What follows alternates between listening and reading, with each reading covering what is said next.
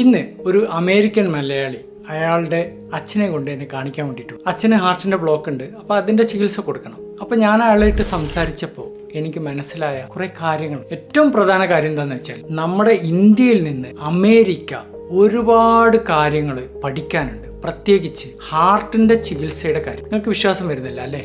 പ്രധാനമായിട്ടും ഹാർട്ടിന്റെ ചികിത്സയുടെ ചെലവുകളെ കുറിച്ച് അമേരിക്ക ഇന്ത്യയിൽ നിന്നും പഠിച്ചേ മതിയാവും. നമുക്ക് ഇന്ത്യയിലെയും അമേരിക്കയിലും ഹൃദ്രോഗ ചികിത്സയുടെ ചെലവുകളൊന്ന് താരതമ്യം ചെയ്തു നോക്കിയാൽ ഹാർട്ടിന്റെ ഒരു പ്രധാനപ്പെട്ട ടെസ്റ്റാണ് ആൻജിയോഗ്രാം ടെസ്റ്റ്. വളരെ ചെറിയൊരു ടെസ്റ്റ്. ഈ ടെസ്റ്റിന് ഇന്ത്യയിൽ ഭൂരിപക്ഷം ഹോസ്പിറ്റലുകളിലും ഏകദേശം ഒരു 10,000 രൂപയാവും. ചില ആശുപത്രികളിൽ അതിലും കുറവായിരിക്കും, ചില ആശുപത്രികളിൽ അതിൽ കുറച്ച് കൂടും. പക്ഷെ അമേരിക്കയിൽ ഈ ഒരു ടെസ്റ്റിന്, ആൻജിയോഗ്രാം ടെസ്റ്റിന് ഏകദേശം എത്ര ചെലവ് വരുന്ന അറിയും? 2 മുതൽ 5 ലക്ഷം രൂപ വരും ആൻജിയോഗ്രാം ടെസ്റ്റ്. ഇനി നമ്മളൊരു ആൻജിയോപ്ലാസ്റ്റിയുടെ ചെലവ്, ഒരു സ്റ്റെന്റ് ഉപയോഗിച്ചിട്ട് ബ്ലോക്ക് നീക്കുന്നതിന്റെ ചെലവ് ഇന്ത്യയും അമേരിക്കയും നമുക്ക് നോക്കിയാലോ. അമേരിക്കയിൽ ഏകദേശം 30 മുതൽ 35 ലക്ഷം വരെ ആൻജിയോപ്ലാസ്റ്റിക്ക് ഒരു സ്റ്റെന്റ് ഉപയോഗിച്ചിട്ട് ചെയ്യുന്നതിന് ചെലവ് വരും.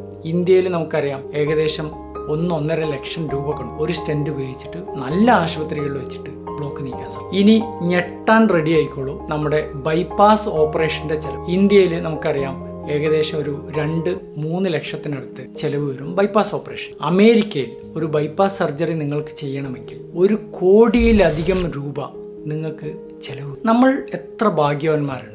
സത്യത്തിൽ നമ്മൾക്ക് ഈ ഒരു ചെലവിന്റെ കാര്യം അറിയാത്തത് കൊണ്ടാണ് നമ്മൾ നമ്മുടെ ഭാഗ്യം മനസ്സിലാവുക. ഇനി നിങ്ങൾ ചിലർ വിചാരിക്കും, അമേരിക്കയിലെ ചികിത്സ ക്വാളിറ്റി കൂടുതലല്ലേ, ഇന്ത്യയുടെ ക്വാളിറ്റി കുറഞ്ഞത് കൊണ്ടാണോ ഈ ചെലവിൽ വ്യത്യാസം? ഒരിക്കലുമല്ല. അമേരിക്കയിൽ ഉപയോഗിക്കുന്ന അതേ മെഷീനറീസ്, അതേ സ്റ്റെന്റ്, അതേ ക്വാളിറ്റി, അതേ കാത്ത് ലാബ്, ഒരു വ്യത്യാസവും. ക്വാളിറ്റി സെയിം, പക്ഷെ ചെലവ് 90% കൂടുതലാണ്. ഇനി ഡോക്ടർമാരുടെ കാര്യമോ ആശുപത്രിയുടെ സൗകര്യം നോക്കിയാലോ, അതും അമേരിക്കയിലെ പോലെ തന്നെ അത്രയും സ്കിൽഡ് ആയിട്ടുള്ള ഒരുപാട് ഡോക്ടർമാര് നമ്മുടെ കൊച്ചു കേരളത്തിലുണ്ട്. ഇതുകൊണ്ടാണ് ഞാൻ പറഞ്ഞത്, അമേരിക്ക നമ്മൾ ഇന്ത്യയിൽ നിന്നും കേരളത്തിൽ നിന്നും ഒരുപാട് പഠിക്കാൻ. High quality treatment, high quality doctors, ഏറ്റവും കുറഞ്ഞ ചെലവിൽ രോഗികൾക്ക് എങ്ങനെ ലഭ്യമാക്കാം എന്നുള്ളത് കേരളത്തിൽ നിന്ന് അമേരിക്ക കണ്ടുപഠിക്കണം. എന്നെ കാണിക്കാൻ വന്ന ഈ അമേരിക്കൻ മലയാളി ഇതേ കാര്യം എന്നോട് ഇങ്ങോട്ട് പറഞ്ഞപ്പോൾ അത് നിങ്ങളോട് ഷെയർ ചെയ്യണമെന്ന് എനിക്ക് തോന്നി.